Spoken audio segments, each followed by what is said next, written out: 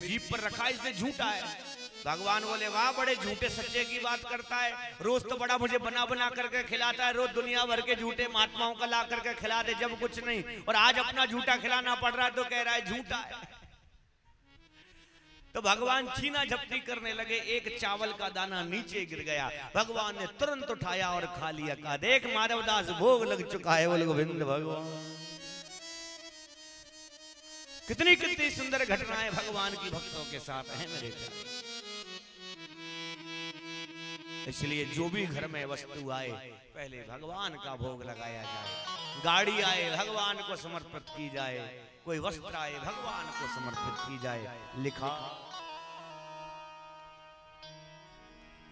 तुम ही निवेदित भोजन करही, तुम ही निवेदित भोजन करही, प्रभु प्रसाद भूषण पट धरही। तुम ही निवेदित भोजन करही, प्रभु प्रसाद भूषण पट धरही। तुम ही निवेदित, भगवान को भोग लगाया। 5 स्थान दिए, जैसे ही शरण में स्थान दिया राजा के मुकुट में प्रवेश कर गया, राजा की बुद्धि को ग्रसित कर लिया। और देखिए जब कलयुग हमारे दिमाग में प्रवेश करे तो सबसे पहला रास्ता क्या है? बुद्धि। और बुद्धि में क्या आएगा? अहंकार। जब आपके अंदर बल का अहंकार होने लगे, विद्या का अहंकार होने लगे, धन का अहंकार होने लगे, रूप का अहंकार होने लगे, पद का अहंकार होने लगे, तो समझ लेना कलयुग बैठ गया है। कलयुग आकर के हमारे अंदर बैठ गया।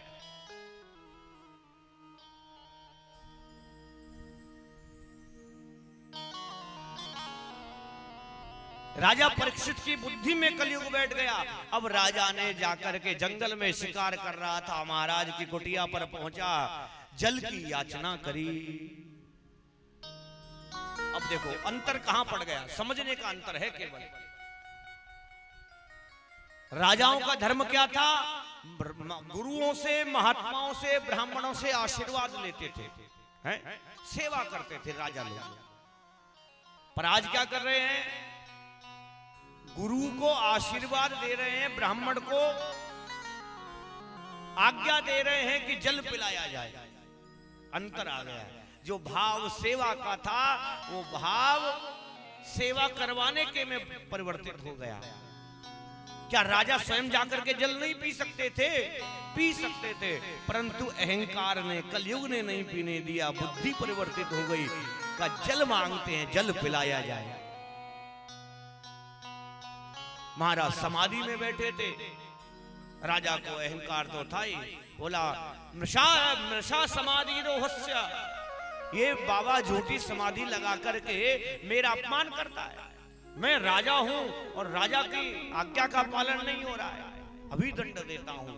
मरा हुआ सर्प पड़ा था, गले में डाल दिया। इस लीला को एक छोटा बच्चा देख रहा था। उनका पुत्र है श्रृंगी, वो कौशिकी नदी में खेल रहा है। बच्चा दौड़ करके गया, जाकर के कहा बाबा महाराज आपके पिता का अपमान कर दिया है। कहा किसने किया है? कहा पता नहीं, पर एक राजा आए थे, उन्होंने मरा हुआ सर्प आपके पिता के गले में डाल दिया। भयंकर क्रोध में आ गए श्रृंगी, जिस नदी में खेल रहे थे उसी का जल अंजलि में लिया, संकल्प करके जल छोड़ा कि इति लंघित मर्यादम तक्षका सप्तमे हनि दक्षकयन्ति स्म कुलंगारम नोदितो में तत्रु। इति लंघित मर्यादम, अरे ये राजा अपनी मर्यादा का उल्लंघन करता है, इसे अभी दंड देता हूं। तक्षका सप्तमे हनि, आज से 7वें दिन तक्षक नाग इसको डस लेगा और इसका प्राणांत हो जाएगा। जल छोड़ करके आए, पिताजी के दर्शन किए, मुक्त कंठा रोदहा, जैसे बच्चा रोता है उसी प्रकार मुक्त कंठ से रोने लगे। महात्मा की आंख खुली, सर्प को नीचे रखा, कहा बेटा क्यों रोता है? कहा पिताजी आपका अपमान कर दिया है। कहा किसने? कोई राजा आया था, पर आप चिंता ना करो, मैंने भी उसको दंड दे दिया है, श्राप दे दिया है। क्या श्राप दिया? आज से 7वें दिन उसकी मृत्यु निश्चित है।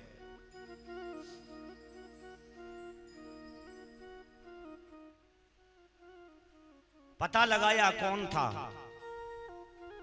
पता लगा राजा परीक्षित आए थे। महाराज ने श्रृंगी को बहुत डांटा, बेटा ये राजा अंतिम राजा थे जो प्रजा का पालन पोषण करने वाले थे। आज के बाद के जो राजा होंगे वो प्रजा का पालन नहीं, शोषण करेंगे, पोषण नहीं करेंगे। आज के बाद कलयुग के राजाओं का राज्य चालू हो जाएगा। जाओ जल्दी जाकर के राजा को बताया जाए कि मात्र तुम्हारे पास 7 दिन शेष रह गए।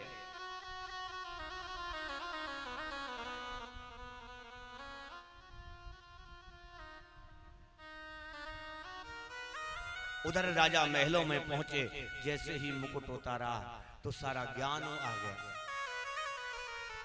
तो स्वर्ण में निवास था, मुकुट में निवास था। मुकुट उतारा तो बुद्धि में चेतना जागृत हो गई। सट सुधरहि सतसंगत पाई और पारस परस कुधात सुहाई।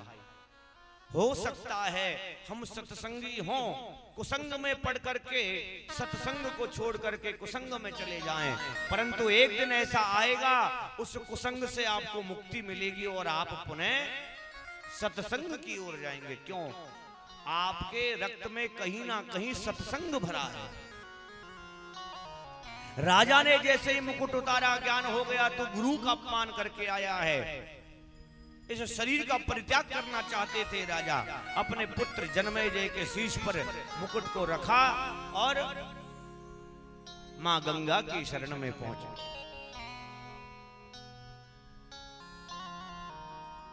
अब जैसे ही गंगा जी की शरण में आए, हजारों महात्मा चले आए। क्योंकि परीक्षित कौन है? साधारण नहीं है, भगवान के कृपा पात्र हैं। गर्भ में रक्षा करी परीक्षित की। पहले भी ब्राह्मण मारना चाहता था बाण से, और आज भी ब्राह्मण मारना चाहता है किससे? वाणी से। तो भगवान ने पहले जब बाण से मारना चाहा तो गर्भ में प्रकट हो गए, और आज जब ब्राह्मण वाणी से मारना चाहता है तो भगवान वाणी के ही रूप में प्रकट होते हैं। बोलिए श्री सुखदेव जी महाराज की जय हो। सुखदेव जी का आगमन होता है। कैसी अवस्था है? 16 वर्ष की अवस्था, लंबी लंबी जटाएं, कांतिमय शरीर, आभा निकल रही है, जहां से निकल जाए सुगंध ही सुगंध हो जाती है। राजा परीक्षित के पास जो हजारों वर्ष की आयु के महात्मा बैठे थे वो भी खड़े हो गए। किसको देख करके? 16 साल के बच्चे को देख करके हजारों वर्ष की आयु के महात्मा उठ करके प्रणाम करने लगे। राजा परीक्षित को समझने में देर नहीं लगी।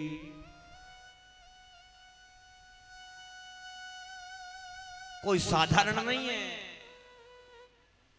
जैसे ही गुरुदेव पहुंचे दंडवत प्रणाम करने लगे, चरण पकड़ लिए। गुरुदेव मैं बड़ी समस्या में हूं, संकट में हूं, क्या हुआ?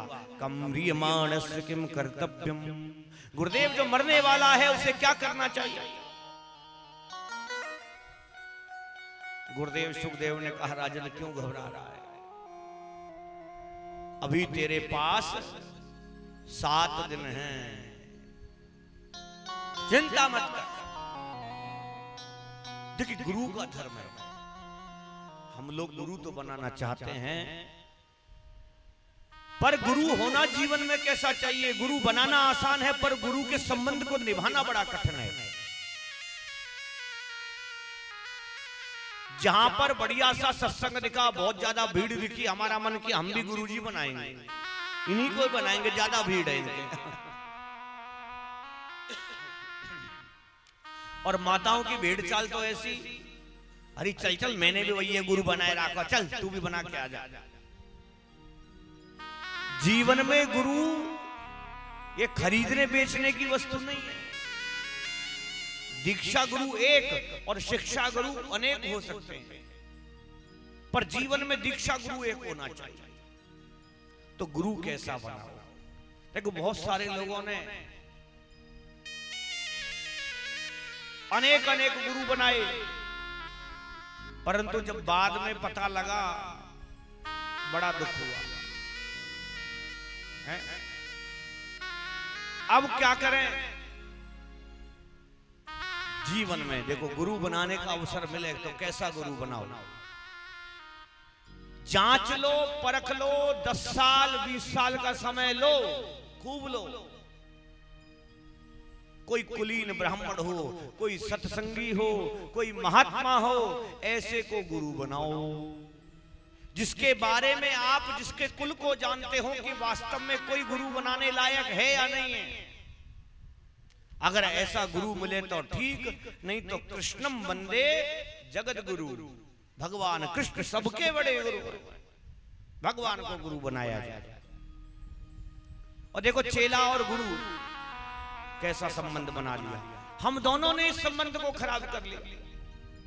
गुरु चाहता है कोई ऐसी मोटी पार्टी फंस जाए जो तेरे बारे नारे रह जाए, और चेला चाहता है गुरु जी ऐसा कोई मंत्र फूंक दे जो तेरे बारे नारे रह जाए, है ना।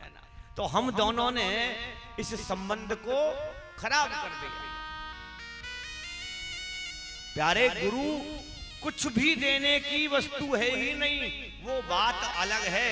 उनकी कृपा से क्या मिल जाए वो राम जी जाने, पर गुरु क्या देने की चीज है इस बात को जान लें।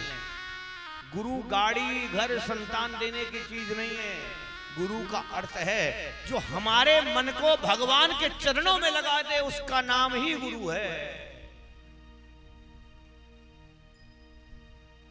कल देख रहा था मध्य प्रदेश में एक महात्मा है जिनका नाम है सियाराम बाबा। बहुत लोगों ने नाम भी सुना होगा, दर्शन भी मोबाइल पर तो कर ही लिए होंगे सबने ज्यादातर। और उनकी उम्र का अभी तक कोई सटीक अंदाजा नहीं बता पाता। वैसे लोग कहते हैं कि 105 से 110 वर्ष की अवस्था उनकी है। नर्मदा जी के किनारे पर रहते हैं, पूरे क्षेत्र में बाढ़ आ जाती है। नर्मदा जी इतनी विस्तृत हैं, जैसे गंगा जी हैं ऐसा ही स्वरूप नर्मदा जी का है। परंतु इतने दिव्य संत हैं, उनकी कुटिया के जड़ तक पानी आएगा पर कुटिया के अंदर पानी नहीं आता है। बोल गोविंद भगवान। संत केवल एक कॉपीन का कपड़ा रहता है, कॉपीन, मात्र लंगोट पहन करके रहते हैं और कुछ नहीं है शरीर पर। और उस संत की महत्वता देखो, कोई 10 रुपए से ऊपर ज्यादा दान देता है तो लेते नहीं है, 10 रुपए से ऊपर नहीं लेते हैं। और जब राम मंदिर की बात सुनी कि भाई राम मंदिर का फैसला आ गया है, राम मंदिर बनने वाला है, तो सोचो कितना दान दिया होगा उन्होंने अपने जेब से। 11 लाख रुपए का दान अकेले उस महात्मा ने दिया। जीवन भर की कमाई एक बार में दे दी। बोल गोविंद भगवान। ऐसे संत के चरणों में जाएं, चरण में जाएं, तो हमें पता लगे कि वास्तव में जीवन का लक्ष्य क्या है। और हम जाएं ऐसे जगह पर जहां जाकर के सिर में दर्द हो जाए, कानों में दर्द हो जाए, तो प्यारे ऐसा गुरु तो बनाओ या ना बनाओ सब बराबर। ऐसे गुरु की शरण में जाओ जहां जाकर के मन को शांति मिल जाए। यही बात देवी भक्ति ने नारद जी को बोली, भो भो साधु क्षणम तिष्ठा मत चिंता नाशया दर्शनव तब लोकस्य सर्वथा हरः परम। हे बाबा, आपके दर्शन करने से मेरे मन को शांति प्राप्त हुई है। मेरा विश्वास है आप मेरे कष्ट की निवृत्ति कर सकते हैं।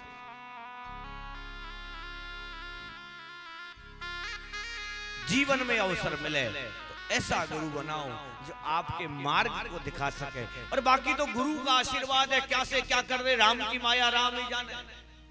बाबा तुलसी ने लिखा, मात पिता और गुरु की वाणी बिन ही विचार किए शुभ जाने।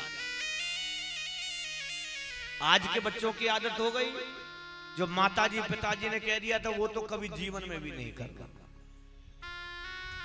गुरु की आज्ञा से कोई लेना देना नहीं, परंतु जीवन में सबसे ज्यादा आशीर्वाद किसका काम आता है? मात पिता और गुरु की वाणी बिन ही विचार किए शुभ जाने। माता पिता गुरु ब्राह्मण संत, इनका जीवन में जब आशीर्वाद मिल जाए तो समझ लेना आपके लिए जो असमर्थ हो जीवन में कार्य वो भी समर्थ में आ जाता है। यही मेरे गुरुदेव की कृपा है। वो सतगुरुदेव भगवान की।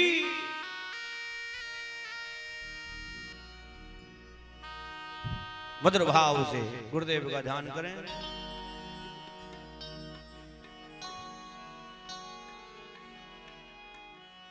अरे संतन के संग लाग रे तेरी अच्छी बनेगी, अच्छी बनेगी तेरी बिगड़ी बनेगी। क्या होगा प्यारे? अरे होवे बड़ो तेरो भाग रे प्यारे, होवे तेरो बड़ो भाग रे तेरी अच्छी बनेगी। संतन के संग लाग रे तेरी अच्छी बनेगी। संतन के संग लाग रे तेरी अच्छी बनेगी। संतन के संग लाग रे तेरी अच्छी बनेगी। अच्छी बनेगी तेरी बिगड़ी बनेगी। अच्छी बनेगी तेरी बिगड़ी बनेगी। अच्छी बनेगी तेरी बिगड़ी बनेगी। अच्छी बनेगी तेरी बिगड़ी बनेगी। राम चरण अनुराग रे प्यारे, राम चरण अनुराग रे तेरी अच्छी बनेगी। राम चरण अनुराग रे तेरी अच्छी बनेगी। हरि वो संत भगवान की जय हो।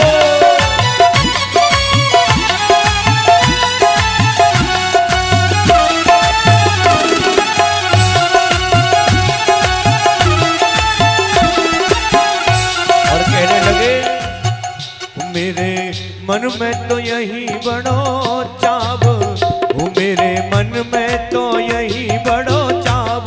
संतन को देखूं अब तो मेरे मन में तो यही बड़ो चाव। संतन को देखूं अब तो, संतन को देखूं अब तो, संतन को देखूं अब तो।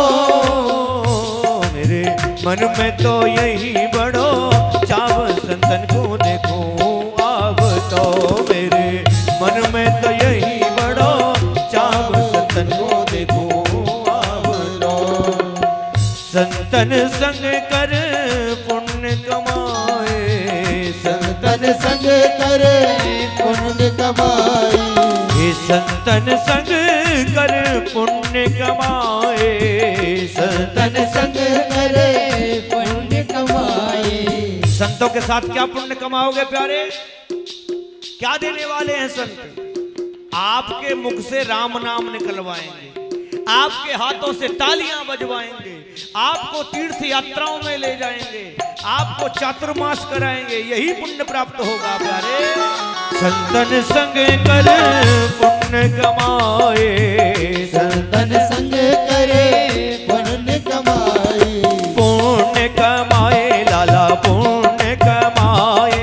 पुण्य कमाए लाला पुण्य कमाए। संतन संग कर पुण्य कमाए।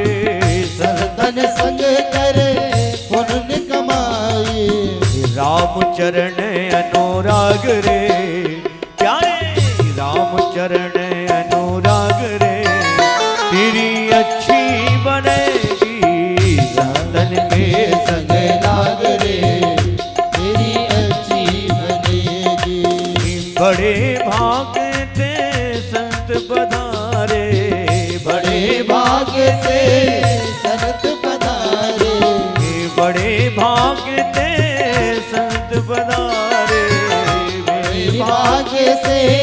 संत पधारे, संत पधारे प्यारे संत पधारे, संत पधारे, संत पधारे।